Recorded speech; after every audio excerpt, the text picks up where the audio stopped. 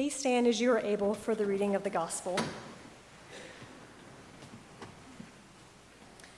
Our gospel lesson this morning comes from Matthew chapter 14, verses 13 through 21. Now when Jesus heard this, he withdrew from there in a boat to a deserted place by himself. But when the crowds heard it, they followed him on foot from the towns. When he went ashore, he saw a great crowd, and he had compassion for them and cured their sick. When it was evening, the disciples came to him and said, "This is a deserted place, and the hour is now late. Send the crowds away so they may go into the villages and buy food for themselves." Jesus said to them, "They need not go away. You give them something to eat." They replied, "We have nothing here but 5 loaves and 2 fish." And he said, "Bring them here to me." Then he ordered the crowds to sit down on the grass. Taking the 5 loaves and the 2 fish, he looked up to heaven and blessed and broke the loaves and gave them to the disciples. And the disciples gave them to the crowds. And all ate and were filled. And they took up what was left over of the broken pieces, 12 baskets full. And those who ate were about 5,000 men, besides women and children. This is the word of God for us, the people of God. Thanks be to God.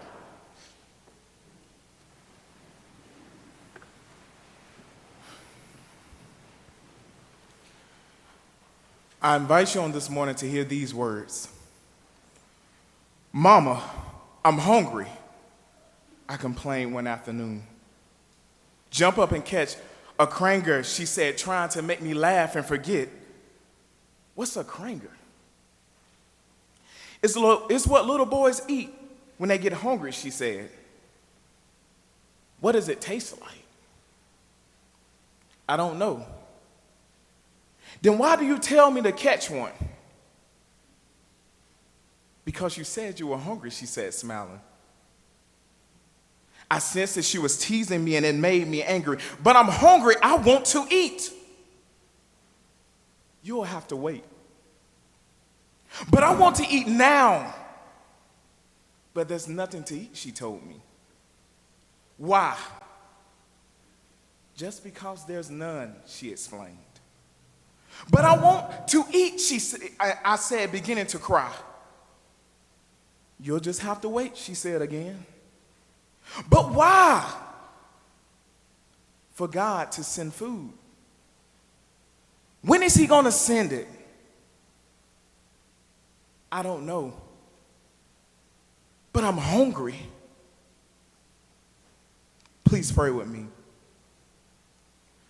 Guide me, O thou great Jehovah, pilgrim through this barren land. I am weak, but thou art mighty. Hold me with thy powerful hand. Bread of heaven, feed me till I want no more. Bread of heaven, feed me till I want no more. Amen. I'm always struck by the scene or so-called miracle that Jesus performs here in Matthew. As the story goes, Jesus ends up in a deserted place after hearing news about his good friend John the Baptist's death. Jesus and his disciples have just landed in this place. Jesus does a couple thousands of miracles. The dead are risen, the lepers are healed, and then the end of the story. However, this is not the end of this particular story. After all of this healing and walking around in this deserted place, the disciples are tired and they want the people to go home. They warn Jesus that it has gotten late. Jesus and the people have to go home and eat because Jesus and the disciples had done their work for the day. They were grieving and they were tired, and so they wanted the people to leave, for they had spent too much time in this deserted place. They had spent too much time in this deserted place. Often I wonder what this deserted place is like. How did this deserted place look? How did this deserted place smell? Who were all of these people gathered around Jesus looking for a miracle? They had traveled near and far just to get a glimpse of this man named Jesus. But why the deserted place, Jesus? Why are you here in this place?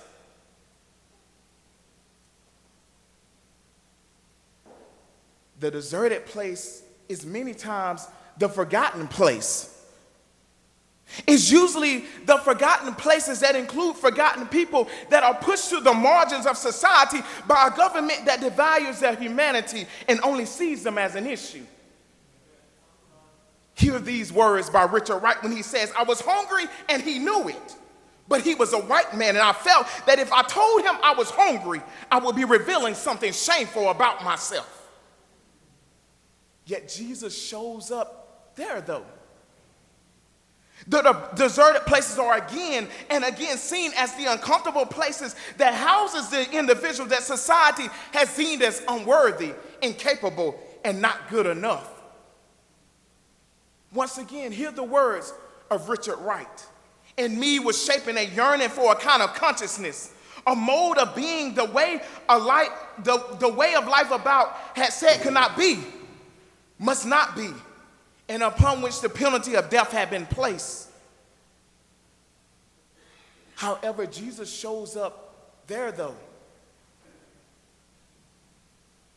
The deserted places are constantly torn down by gentrification because cash rules everything around me. And if it doesn't make money, then it doesn't quite make sense. Places that are stripped of their heritage and residents that are told that they no longer belong where they have lived for 30 or plus years. Do you see Jesus?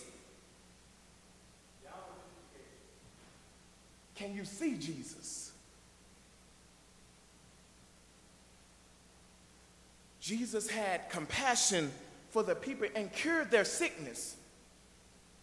Jesus' heart went out for the crowd that had traveled on foot to be with him. Jesus had compassion, but the disciples, they were tired. The disciples were tired. They had been with the people all day long. They had watched Jesus touch person after person, heal sick after sick. They were tired. Yet Jesus turns to them and says, "You give them something to eat." How often do we think, isn't it just enough?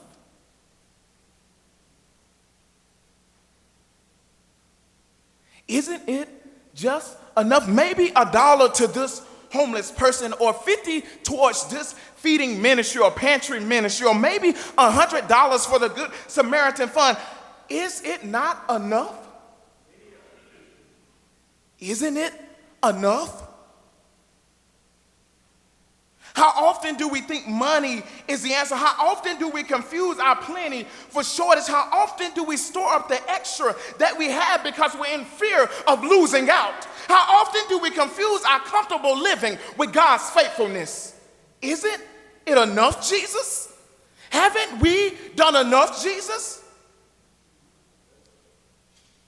How often do we respond just like the disciples by saying, "We have nothing here. We have nothing here." We often dine at the table of Herod, placing our brothers and sisters' heads on platters for the benefit of wealth, prestige, and power. Yet we have nothing here. How often have we eaten at Herod's table? Living our lives marked by fear and exclusion. Living our lives always building towards the future in fear of the past. Yet the disciples had something. The disciples had 2 fish and 5 loaves of bread. Remember, the disciples only had 2 fish and 5 loaves of bread. Herod had just thrown a party. and made promises that he could make America great again. Herod had just promised that health care would be accessible to everyone. Herod had just thrown a party, and the invitation list was slim. Yet Herod does anything to keep power and prestige in his kingdom. So what does it cost to dine at this particular table? Because remember, not everyone could get into this party. Not everyone was invited to this particular table.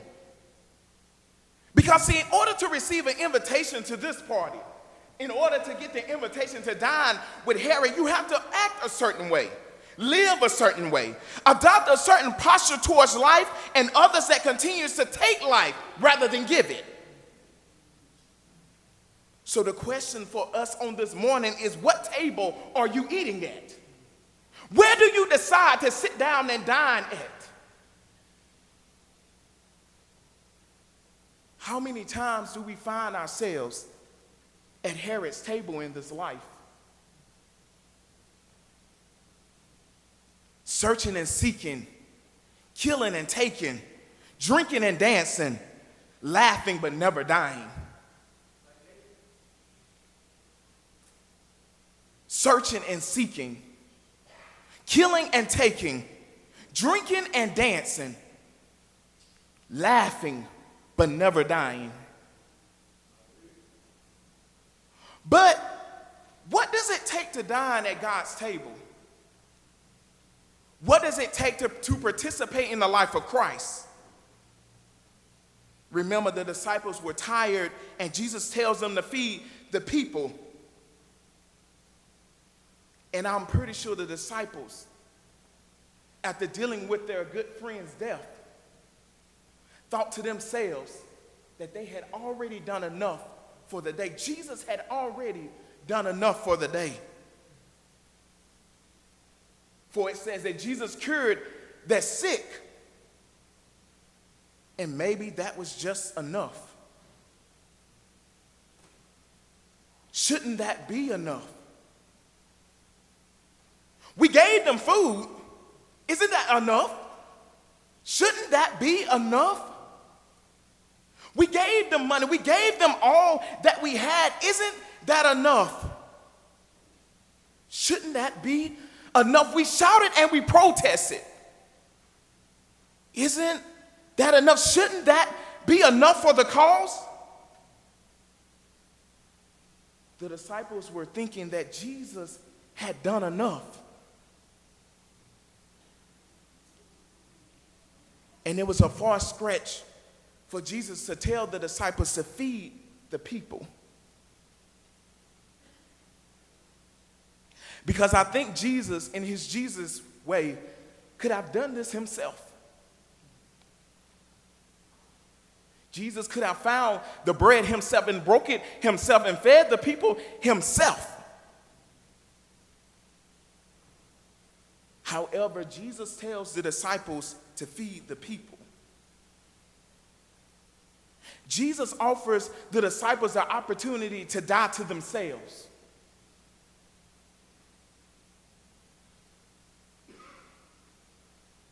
But how often do we resist the process of dying to ourselves?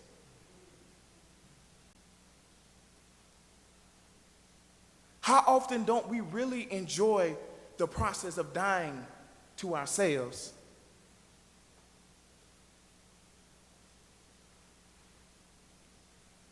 How much more time do we have to stay here in this deserted place? How much more resources do we need to bring in order to be done for the day? Because I'm tired of staying in this deserted place. How come they just can't find a job? Because I'm tired of sitting here in this deserted place. How come they can't find somewhere else to sleep? Because I'm tired of sitting here looking at this deserted place. How often we don't enjoy the process of dying to ourselves. Because we struggle. We struggle with giving up things that provide a false sense of security. We struggle sharing with those that have not worked as hard to obtain certain things like we have. Let's just be honest on this morning. We have a hard time dying. We have a hard time dying, church. We have a hard time giving up power. We have a hard time dying so that others can have the ability and opportunity to live.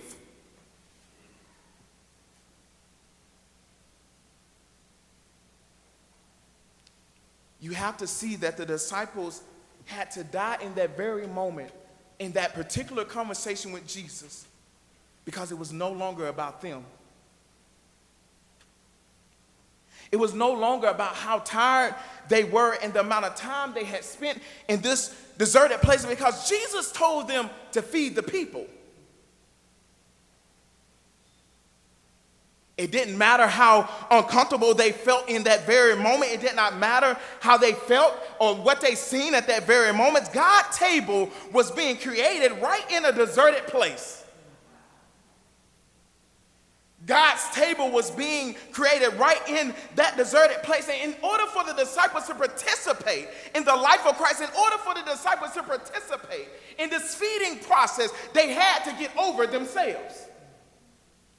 You have to get over yourself. Because let me tell you, at God's table, your privilege does not matter. Your prestige does not matter. Your power does not matter. Because at this particular table, at God's table, everyone is seen despite their status and position in society. At this table, God sees everyone. The invitation list is extensive. Everyone is invited, as Isaiah said, to come and dine, to drink. And we're not just giving water here. Isaiah said there is milk and wine. There is plenty. There is an overflow of things happening. Isaiah said everyone is invited to come and drink and eat at this particular table. My God. At this table, all are truly welcome to dine, and there is no cost or no stipulations attached. There is no price attached to this dining process. So Jesus, in his Jesus way, does a little Psalms 23 for the people. Jesus prepares a table in the green pastures, right in the presence of Herod's kingdom, and the food overflowed. Right in the presence of death itself, Jesus prepares a table.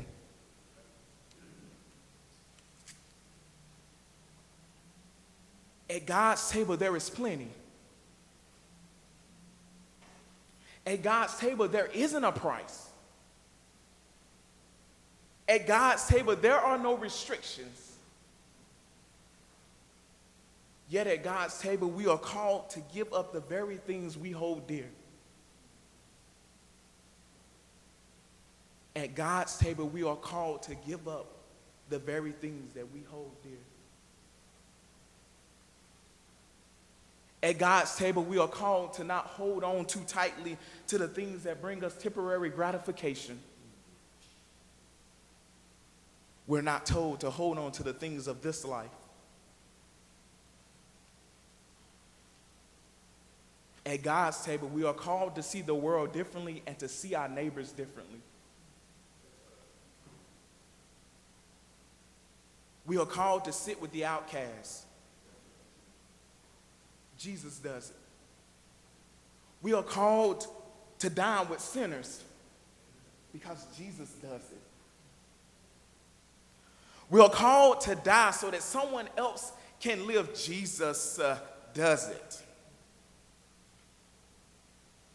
And we're also called to die so that we're able to live.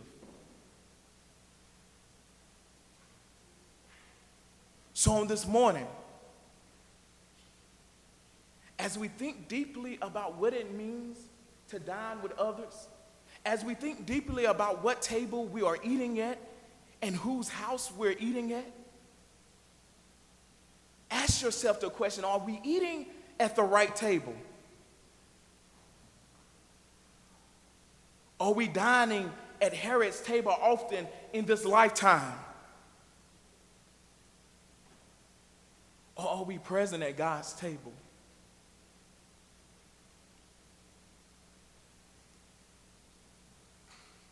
Richard Wright's words that he writes in his memoir, Black Boy, challenges us to recognize that there are thousands and thousands of people shouting that they are hungry in this world. Those that are seen and unseen. Those that are recognized and cannot be recognized. Richard Wright's words remind us that there are millions and millions of people that go hungry each and every day. Maybe someone sitting right next to you.